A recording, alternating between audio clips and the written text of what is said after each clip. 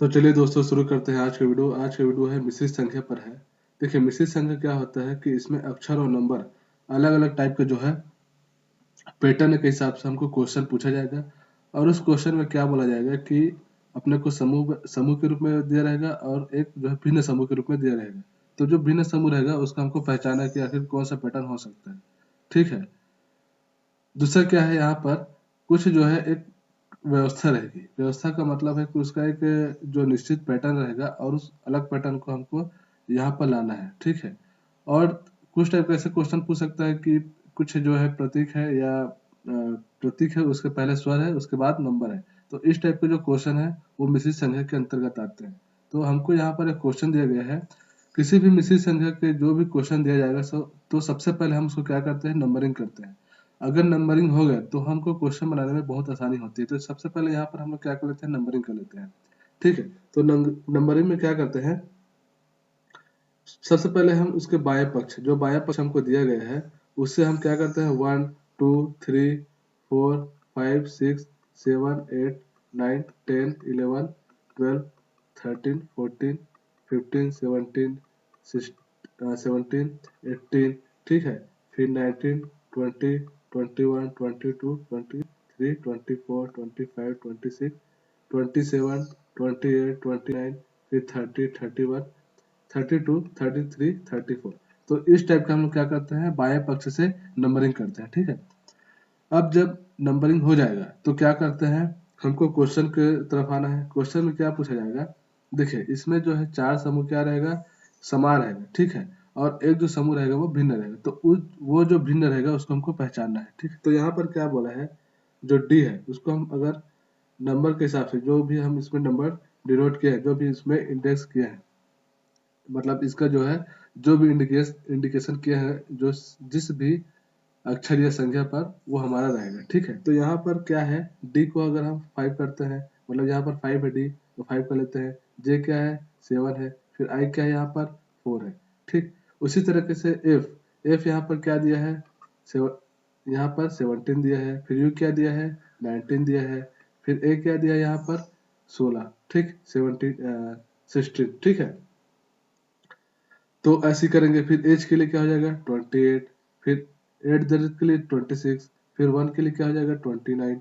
ठीक। तो बी के लिए क्या हो जाएगा, बी के लिए 31। स्टार के लिए 33। फिर सी के लिए क्या हो जाएगा 30। फिर आई के लिए क्या हो जाएगा, आई यहाँ पर क्या है 4 है। फिर हैश क्या है 6 है। फिर 5 क्या है 3 है। अब देखते हैं, अपने को ये पैटर्न पता चल गया कि इस टाइप का है। ठीक है। जिसको सबसे पहले हम क्या के लिए नंबरिंग कर लिए। नंबरिंग करने के बाद इसी में हमको एक पैटर्न पता चल गया। 5 के बाद क्या आ रहा है, 7 आ रहा है, मतलब +2 का डिफरेंस आ रहा है।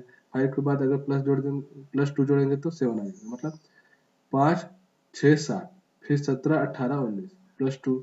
फिर 28 29 30 आना चाहिए, लेकिन यहाँ पर 26 है तो ये तो रॉन्ग हो जाएगा। फिर 31 + 32 + 33, मतलब +2।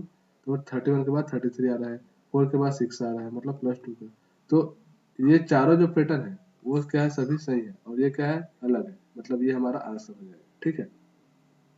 ऐसे ही हम दूसरे के लिए देखेंगे। क्या हो रहा है यहाँ पर, डी जे के। डी क्या है, यहाँ पर 5 है। जे क्या है 7 है। के क्या है 8 है। फिर 2 क्या है यहाँ पर, 2 क्या है 10 है। फिर टी क्या है यहाँ पर 12 है। फिर 4 क्या है 13 है। ठीक। फिर परसेंट है, परसेंट क्या है यहाँ पर 15। फिर एफ क्या है यहाँ पर 17। फिर 3 क्या है यहाँ पर 18। अब यहाँ पर जो संख्या है उसको हम लोग लिखेंगे। देखिए 5 के बाद क्या आ रहा है, 10 आ रहा है। ठीक। 5 के बाद क्या आ रहा है 10। फिर 15। ठीक। यहाँ पर 15। ठीक। उसके बाद क्या आ रहा है 7। 7 के बाद 12। फिर 7 के बाद 12। उसके बाद 70, मतलब +5 +5। फिर 8 के बाद 13 +5, मतलब सब में +5 का डिफरेंस है।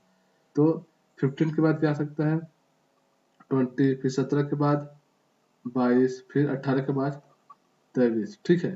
तो 20 क्या है यहाँ पर 8 है। ठीक है। तो 8 कर देंगे। फिर 22 क्या है यहाँ पर एन है। फिर 23 का यहाँ पर भी है। तो हमारा जो आंसर है 8 NB वो सही है। ठीक। तो ऐसे ही यहाँ पर करेंगे। यहाँ पर क्या बोला है, उपयुक्त व्यवस्था में ऐसी कितनी संख्या है जिसके प्रत्येक के तुरंत पहले स्वर है? तुरंत पहले स्वर मतलब यहाँ पर स्वर होगा, उसके बाद तुरंत प्रतीक होगा, मतलब तुरंत बाद प्रतीक होगा, मतलब ऐसे कौन सी संख्या? तो संख्या के पहले स्वर आ रहा है, उसके बाद प्रतीक आ रहा है। तो यहाँ से जब जो भी नंबर है हम उससे शुरू करते हैं। तो नंबर यहाँ पर 5 दिया है, तो 5 के पहले स्वर है क्या? नहीं है, तो ये गलत है। ठीक है, यहाँ पर कोई ऑप्शन नहीं आ रहा है। ठीक, उसके बाद 2 के पहले ई है, मतलब स्वर है, लेकिन यहाँ पर प्रतीक नहीं है, तो इसको भी छोड़ देते हैं। 4 के बाद क्या है? टी है, जो व्यंजन है। ठीक है, ए के बाद 3 के बाद एफ है, 3 के पहले एफ है, तो ये क्या हो जाएगा? व्यंजन है, तो इसको भी छोड़ देते हैं। अब देखिए 8, 8 एक नंबर है, 8 के पहले यू आ रहा है, मतलब ये भी स्वर है, और इसके तुरंत बाद एक प्रतीक आ रहा है, मतलब यहाँ पर क्या आ रहा है? यू, 8 और डॉलर, ये क्या है? पहला हो जाएगा इसका। ठीक है, ये पैटर्न फॉलो कर रहा है। फिर इसके बाद 6 के पहले व्यंजन है, फिर 7 के पहले एट द रेट है, तो ये दोनों नहीं हो सकता।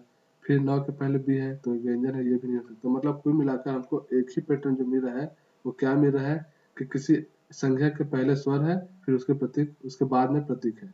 तो हमको जो आंसर मिल के आ रहा है वो एक है।